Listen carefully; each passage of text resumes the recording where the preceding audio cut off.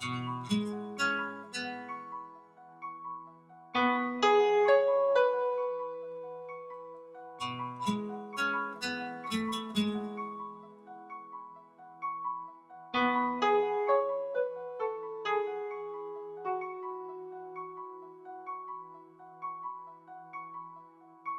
whole idea of obedience when we came here was something that I had not wished to deal with before the question of obedience came up. I knew about it, I'd heard from my parents all about it, I knew that it was a very important thing, but I, in my 17-year-old foolishness, thought, oh yes, I can obey Barbara. And I knew that that's what I wanted to do. And then we were sitting here and Barbara asked all these people, or it came up, the question of them doing things which I knew damn well I wouldn't be able to do. You just can't know how powerful that atmosphere was. Everybody was examining themselves to see whether they could really obey Barbara. And I knew when I heard these incredible things that it didn't matter what I wanted to do, that I wasn't sure that I could do it. So, and there was an opportunity, I can't remember what was said, maybe somebody might have said, is there anybody else, after these fellows put up their hands? And so I put up my hand. And Francis's eyes nearly fell out of his head. And yes, Joanna. And I, in tears, as you can imagine, I said, and my knees were actually shaking. I was really trembling. I said, I think I might have said I want to try to obey you, but I don't know that I can. And he said that all that you want to try, that's all that matters, and I will help you. Okay, that sort of calmed me down, and I sat down, and that was the end of it. But the power of that meeting went on inside us. The thing was that I knew then that it didn't matter what I really believed I could do. All that mattered was that I really wanted to try. That's all Barbara wanted from us. As far as the meeting hall goes, I'd just like to add to all that discussion. Barbara wanted to know who'd done what, and all this business about money, and there were a whole lot of other things, but the thing that really stuck with me was that he was happy with their love. No, it was the love that prompted the gifts or the work or whatever that he was happy with.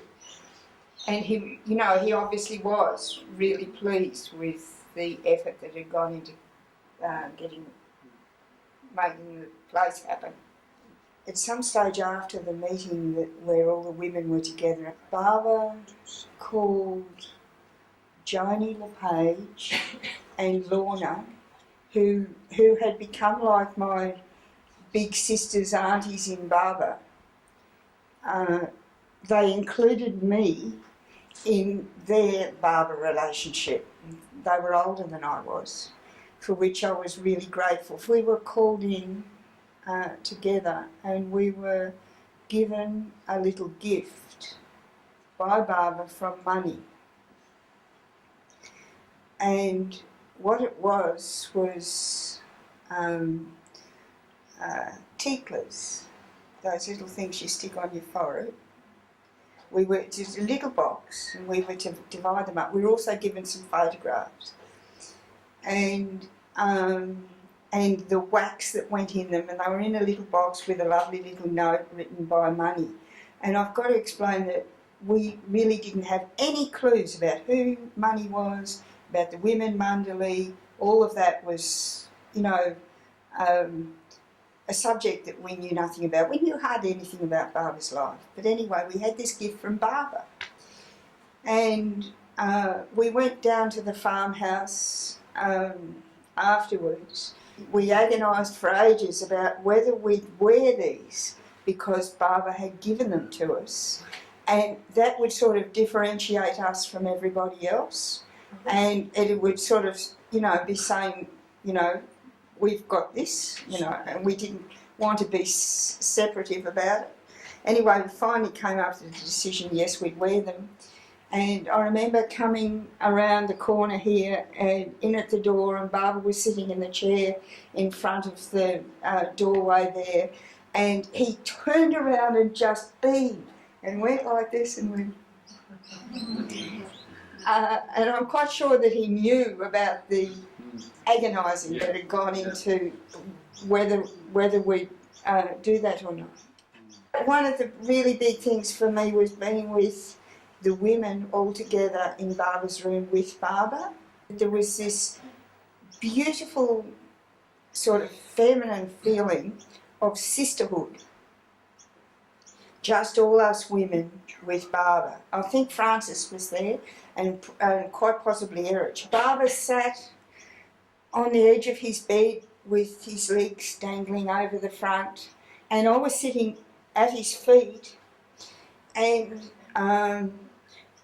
I was thinking to myself, I really must hold this picture for always, this beautiful picture of Barbara sitting on the side of the bed.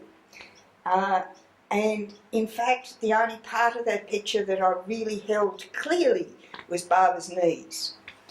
And Barbara's knees with the beautiful folds of the sadra between his knees. Barbara sat there.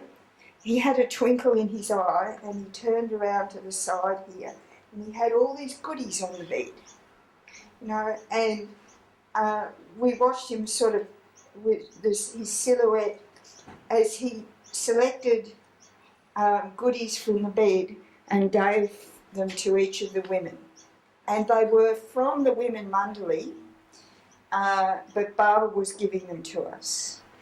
And each person got a little something.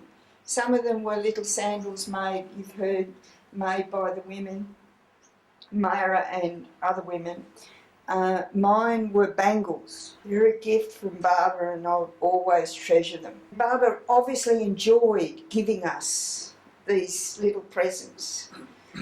There's one little thing that I remember. Something came up, and there was some disturbance outside, and somebody had to be called or something, and I was young and agile, and I sort of half jumped up to go and help call that person was needed, and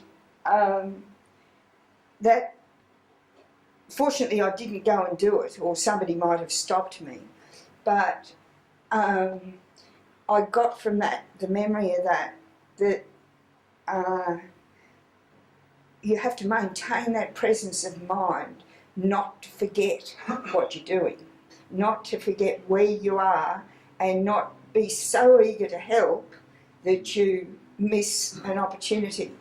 It wasn't necessary for me to do that, but I was so eager to want to do what Barbara wanted us to do that I very nearly made a big mistake.